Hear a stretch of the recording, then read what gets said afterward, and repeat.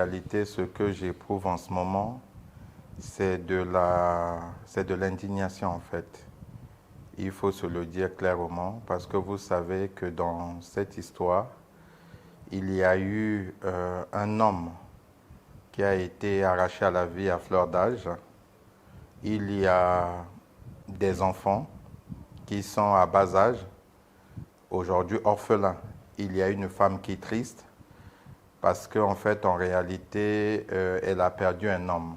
Une famille endeuillée, une famille triste parce qu'en fait, en réalité, elle a perdu, disons, un frère, un oncle, un papa. Et donc, du coup, je voudrais avant tout propos présenter mes condoléances à la famille de Thiong.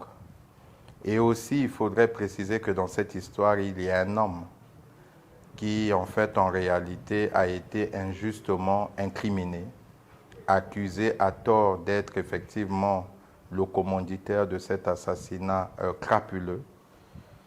Et que voulez-vous que je dise? Je bénis l'Éternel, je rends grâce à Dieu d'avoir fait de telle sorte qu'en fait, en réalité, que ces criminels soient appréhendés.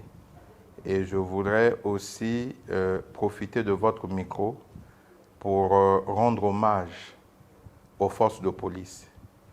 Rendre hommage au patron de la police, le général Obami Itou, qui en réalité ont tout fait pour que ces criminels soient appréhendés. Et donc, je voudrais par rapport à tout cela mettre en exergue une recommandation biblique.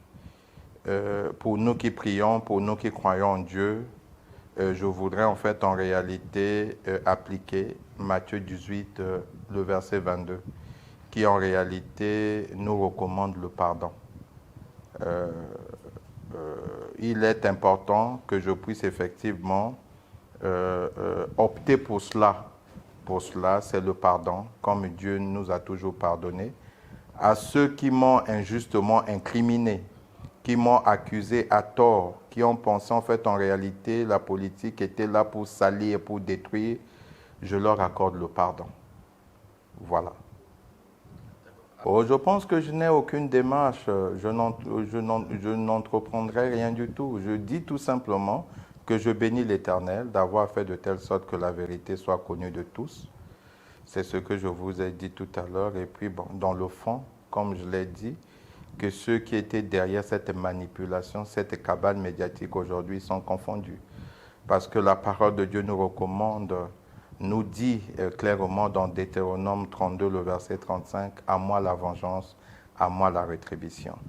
Quand j'ai été durant des semaines incriminé, sali, insulté dans les réseaux sociaux, dans la société, j'avais une attitude. C'est qu'en fait, j'avais cherché la face de Dieu.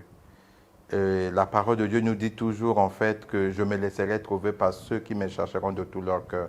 Bizarrement, en priant, en passant du temps dans la présence de Dieu, je ressentais une certaine paix parce que je savais que j'étais de loin impliqué par cet assassinat crapuleux et je savais que ce Dieu que je prie, que je sers avec fidélité, allait me justifier. Et aujourd'hui, c'est un grand jour. Jésus-Christ a prouvé à la face du monde qu'il est redoutable, qu'il est véritablement Dieu. Voilà pourquoi je le rends grâce.